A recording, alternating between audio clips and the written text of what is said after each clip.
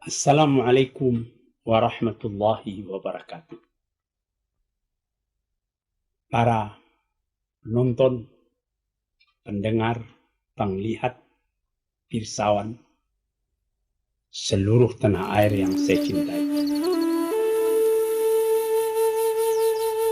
Hari ini adalah hari yang besar sekali artinya bagi kehidupan seluruh kaum muslimin, yaitu bulan mengerjakan haji. Kita telah tahu beberapa hari yang telah lalu masih berduyun kawan kita, teman sebangsa kita dari seluruh tanah air Indonesia, sejak dari Sabang sampai ke Merauke, pergi mengerjakan haji ke Mekah.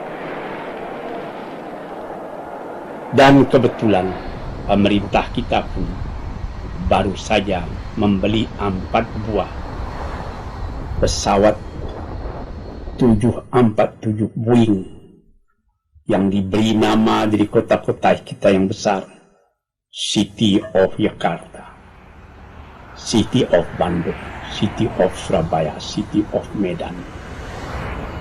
Itu semuanya sekarang telah kita pergunakan buat mengikuti jamaah haji, akan pergi berangkat mengerjakan ibadatnya kepada Allah Subhanahu wa Ta'ala di tanah yang suci itu, di tanah yang sudah lebih daripada 14 abad menjadi kecintaan kita, yang hati kita terpaut kepadanya.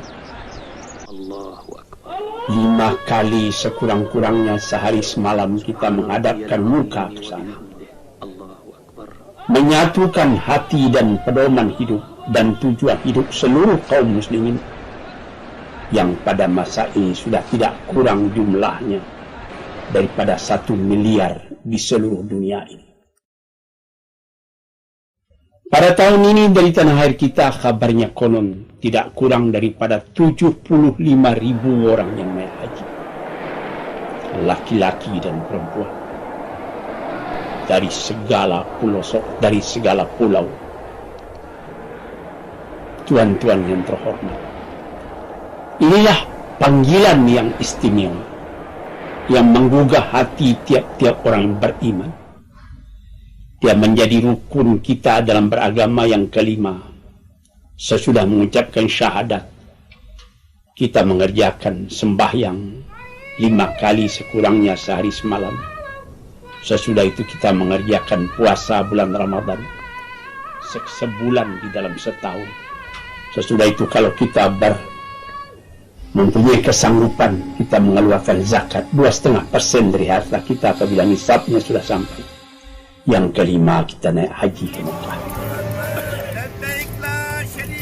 Tuan-tuan, saudara-saudaraku kaum muslimin, menggetar dalam jiwa kita seruan buat mengerjakan haji ini.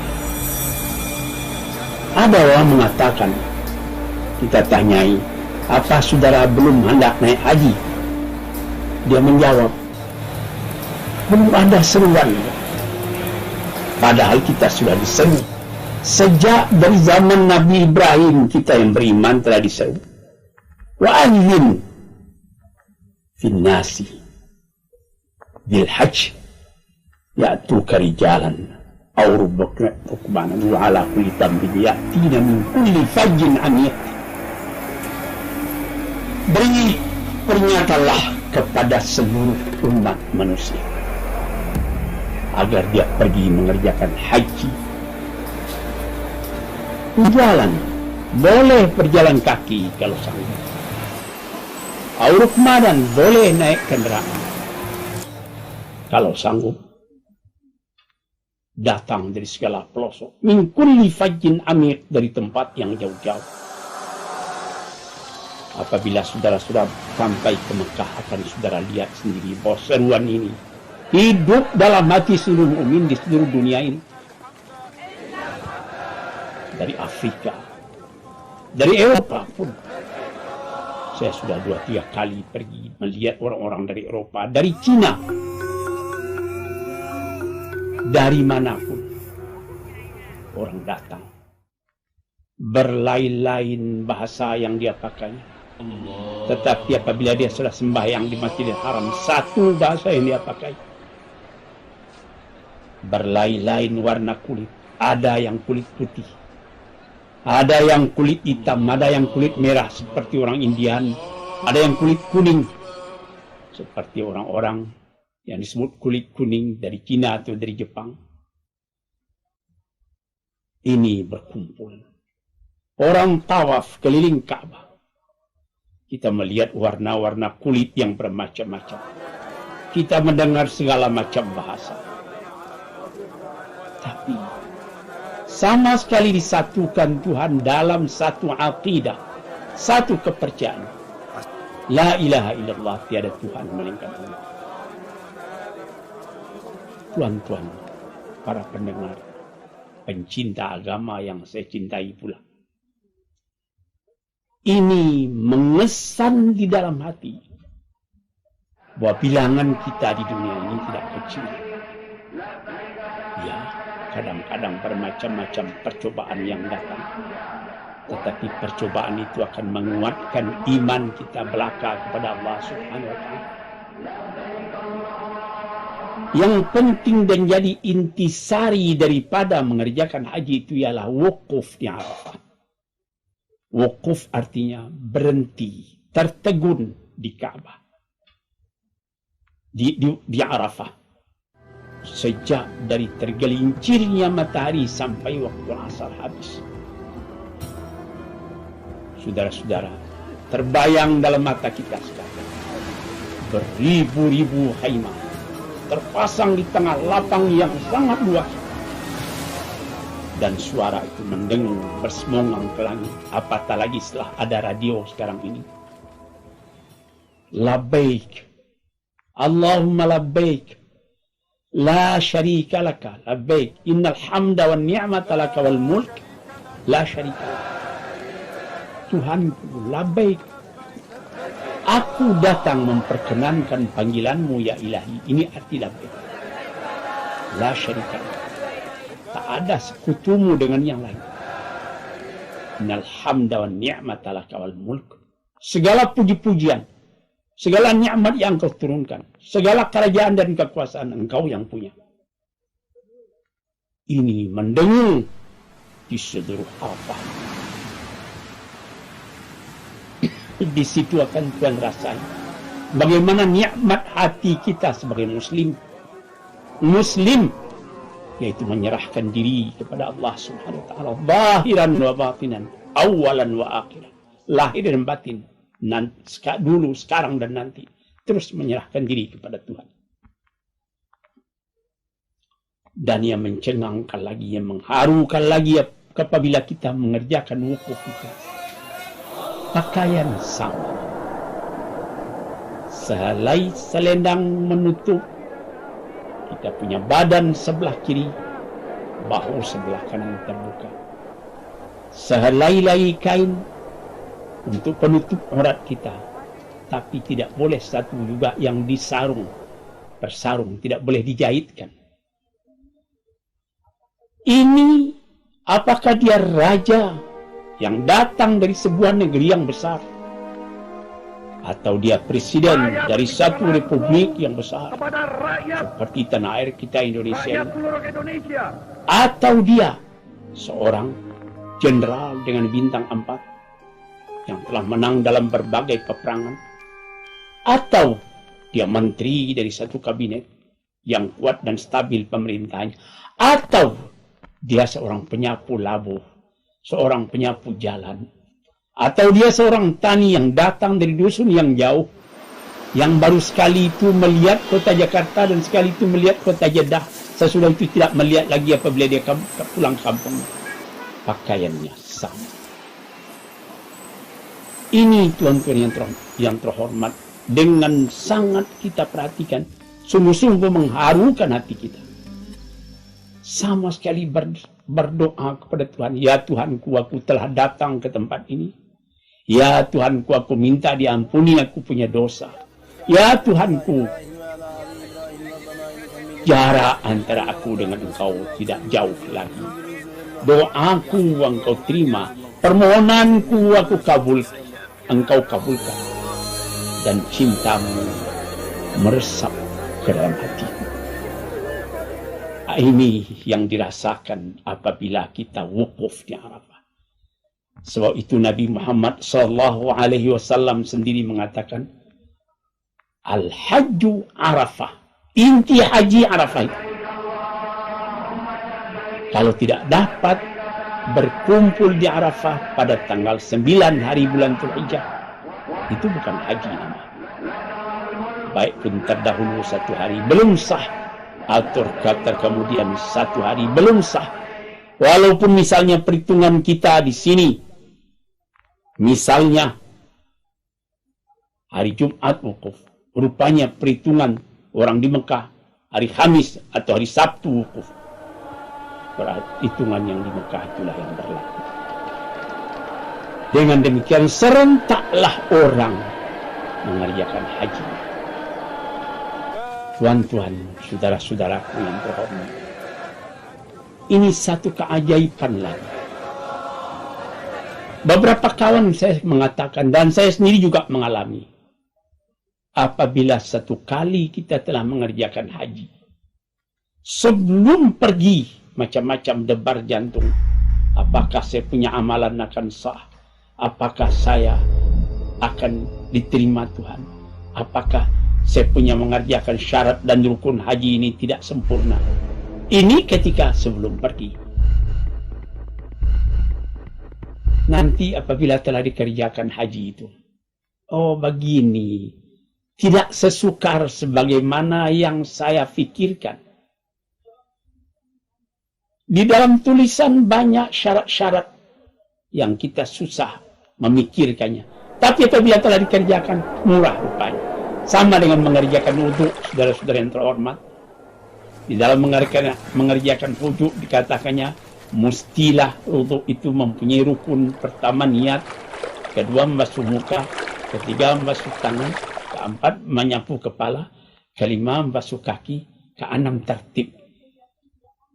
Tapi setelah dikerjakan tidak 6. 4 cuma.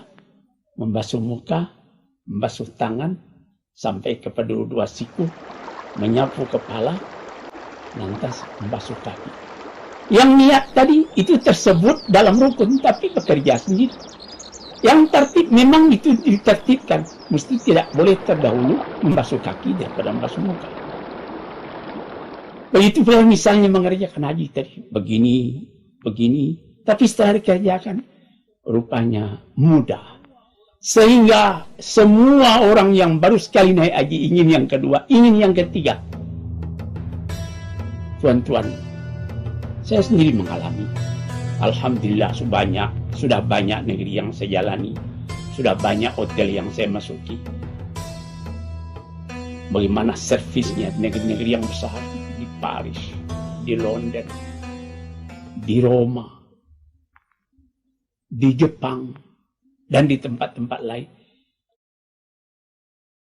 Penyelenggaraan di Mekah itu tidak seperti yang di Eropa atau di Jepang tadi. Maklumlah karena orang sempit tiap-tiap tahun bagaimana bisa menyelenggarakan beribu-ribu, beratus ribu, berjuta. Saya tahu. Tapi apabila mengingat Mekah, saya ingin ke sana lagi. Waj'al af'idatan minan nasi tahwi ilaihi. Ini doa Nabi Ibrahim. Jadikanlah hati manusia tertarik. Sebagaimana ada magnet yang menarik kita kepada Ka'bah. Magnet apa? Magnet cinta. Saya teringat memperkatakan cinta ini. Kalau sekiranya Isaac Newton, ahli pengetahuan tentang perkara daya tarik bumi yang terkenal di benua Eropa, mengatakan adapun antara alam itu tarik-menarik dengan daya tarik. Tapi Iqbal mengatakan lebih tinggi dari daya tarik. Apa? Daya cinta. Tuan-tuan yang terhormat, ini yang menyebabkan maka tiap-tiap tahun orang berniun hendak pergi ke Mekah. Saya bercakap dengan beberapa kawan. Ada yang menteri, ada yang jenderal, ada orang yang biasa. Dia mengatakan, saya ingin ke Mekah. Saya ingin ke Mekah lagi. Sudah berapa kali Tuhan ke sana? Sekali. Saya pun sudah umrah, tapi ingin ke Mekah lagi. Mengapa? Saya sendiri tidak tahu. Nah ini tuan-tuan, saudara-saudaraku yang berbahagia, yang menjadi peringatan kita sekarang. Sudah berduyun-duyun kawan kita, teman sebangsa kita, laki-laki dan perempuan yang pergi ke tanah Mekah pada tahun ini.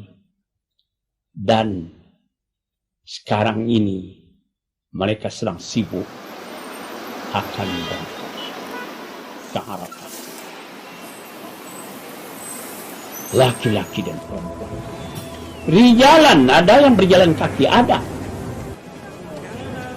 Pernah orang-orang dari Pakistan, orang-orang dari Aljazair dan dari Tunisia, yang daratan tanahnya itu tidak ada batas laut dengan negeri Mekah, dia berjalan kaki.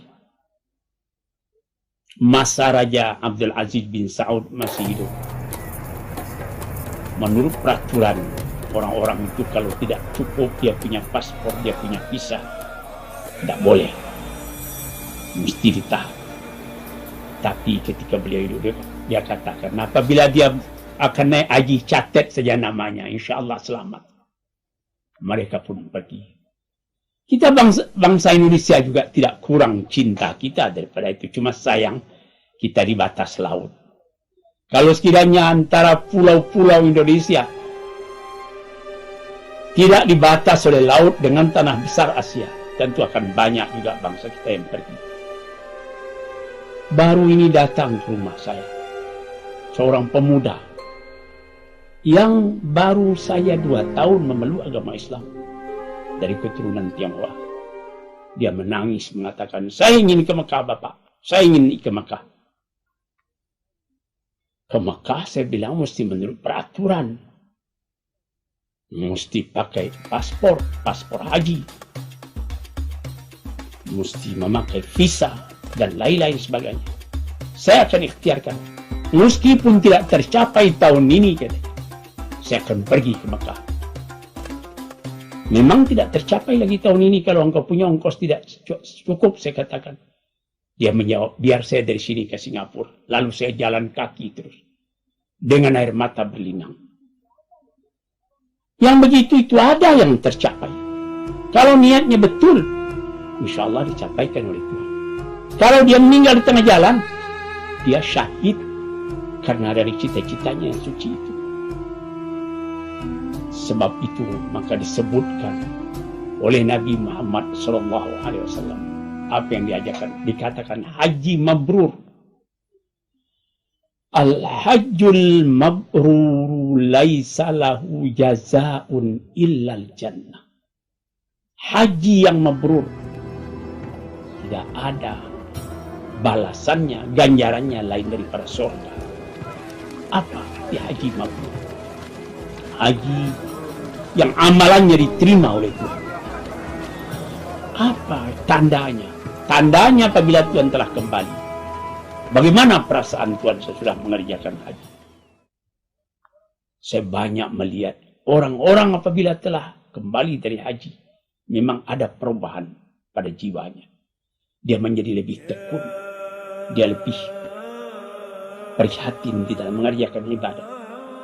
Dia lebih banyak ke masjid. Dia lebih banyak mencintai orang lain. Dia banyak mementingkan amal ibadah. Dia banyak menolong kepada fakir dan miskin. Ini perubahan yang ada. Tapi kalau sekiranya kembali dari Mekah, setelah kita pulang sampai di tanah air kita, hati begitu juga kesatnya, pikiran begitu juga kacaunya. Barangkali dia merasa pergi ke Mekah itu bukan pergi beribadat, melainkan pergi piknik. Na'udzubillah. Tuan-tuan, saudara-saudaraku, para pendengar yang terhormat, sekarang saya ulang sekali lagi, ucapan selamat kita kepada saudara-saudara kita, kaum muslimin yang sekarang tengah menghadapi ibadat ini. Moga-moga dia dapat melakukan ibadat itu dengan baik menurut hukum dan syarat yang tertentu. Apatah lagi, tidak usah susah. Ada orang dari Indonesia, apa saya bisa hafal ini katanya? Ini bacaan-bacaan doa waktu tawaf, bacaan-bacaan doa waktu sa'i. Saya jawab, itu mudah. Sampai di sana ada orang-orang penunjuk jalan, mutawif, yang mengajarkan kita sejak dari bacaan pertama, di syaud yang pertama, sampai kepada 7. Demikian juga di antara sa'i Bukit Safa dan Marwah. Sejak daripada langkah pertama, dari Bukit Safa, sampai penghabisan di Bukit Marwah, ada orang yang mengajarkan. Kalau yang kedua, ketiga tidak diajarkan lagi, segala doa bacalah, segala ayat bacalah, tundukkan hati kepada Allah, minta ampunan dari ridhanya. Kita akan menjadi pulang kembali ke tanah air dengan jiwa yang kaya, dengan hati yang besar, dengan keridaan. Radhiyallahu anhu wa radu anhu, dzalika liman khasyya rabbah. Allah ridha kepada kita pun ridha kepada Allah, karena kita telah merasa takut akan azabnya, rindu akan nikmatnya yang kita harap-harapkan selalu. Itulah kekayaan batin. Uang bisa habis, kekayaan bisa pudar, tapi iman kita minta kepada Tuhan, moga-moga ditambahnya dan kita selamat dunia dan akhirat. Sekianlah dulu, insyaallah lain kali kita sambung lagi. Assalamualaikum warahmatullahi wabarakatuh.